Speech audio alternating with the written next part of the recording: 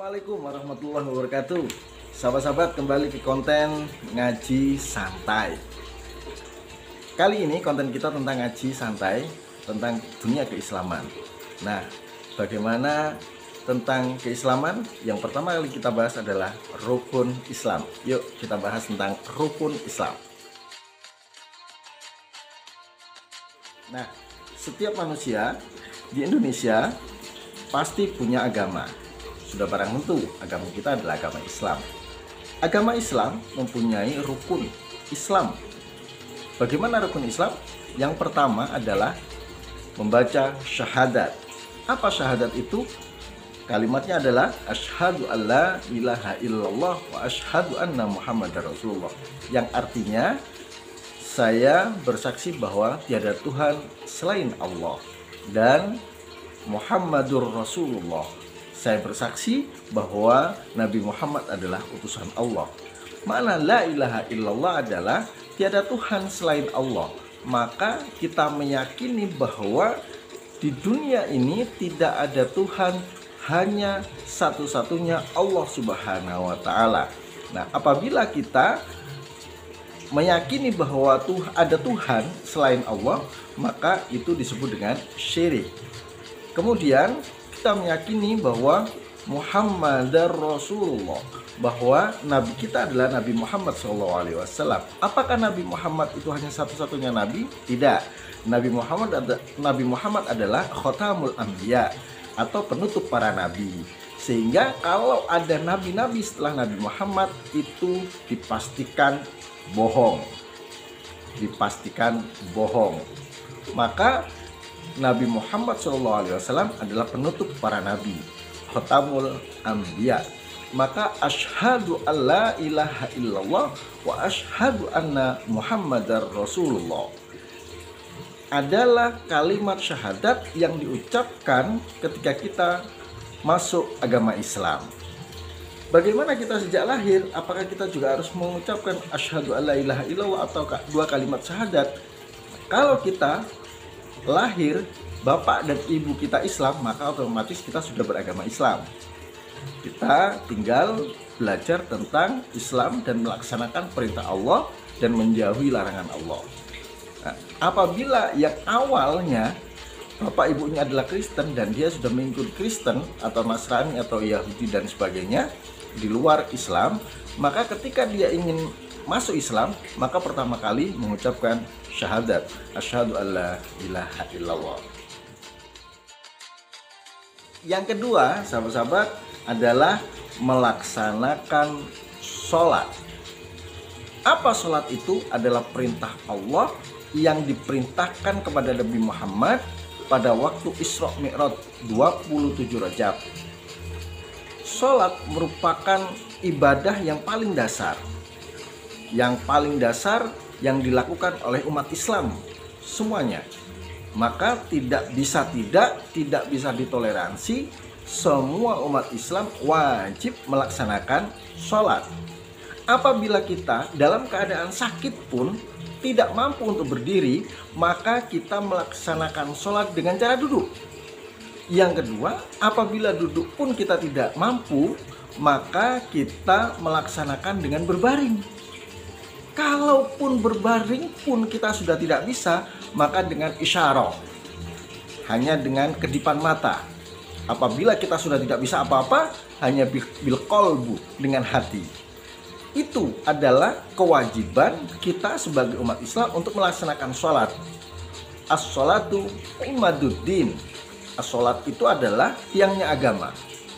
Waman aqomaha, dan barang siapa yang mendirikan sholat faqad aqomadin, maka orang itu adalah yang menguatkan agama. Waman tarokaha, dan siapa yang meninggalkan sholat, maka dia adalah faqad hadamadin, dia adalah yang merusak agama itu sendiri. Maka sholat merupakan yang kedua setelah kita membaca syahadat, kemudian kita melaksanakan sholat.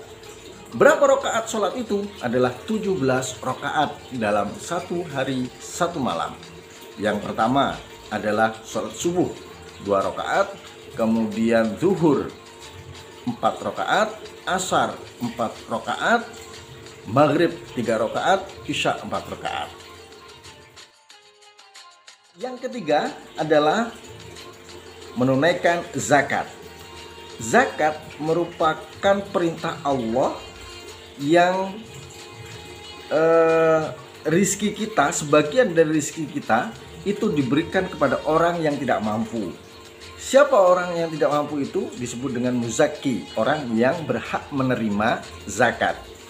Zakat adalah wajib, yaitu adalah zakat fitrah.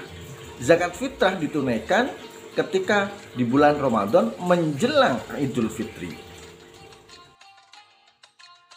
Yang keempat adalah saum atau puasa.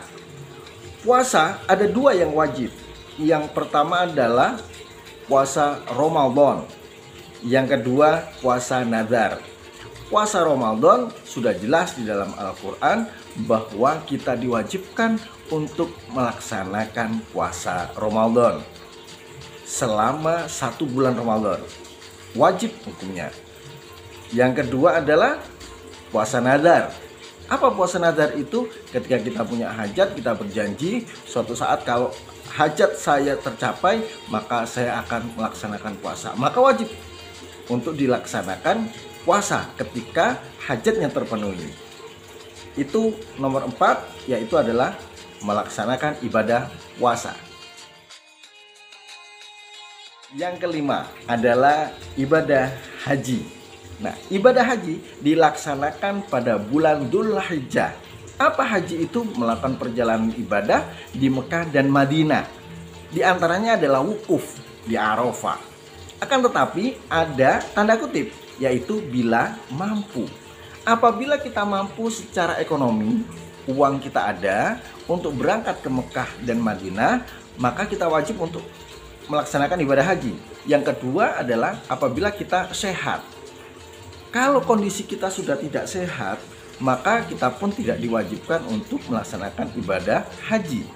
Nah, ibadah haji ini ada yang disebut dengan umroh. Tapi kalau beda, haji dengan umroh beda.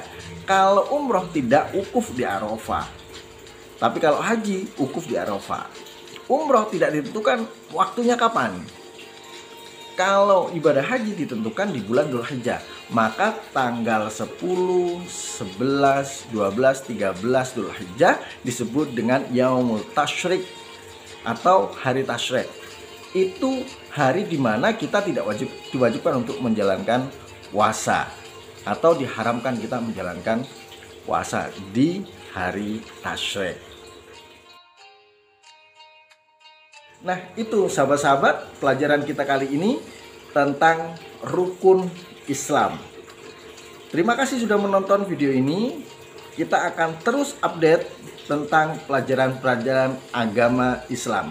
Bagi siswa-siswi di Asy-Syafi'i ataupun dimanapun berada, simak video ini dan ikuti terus video tentang ngaji santai.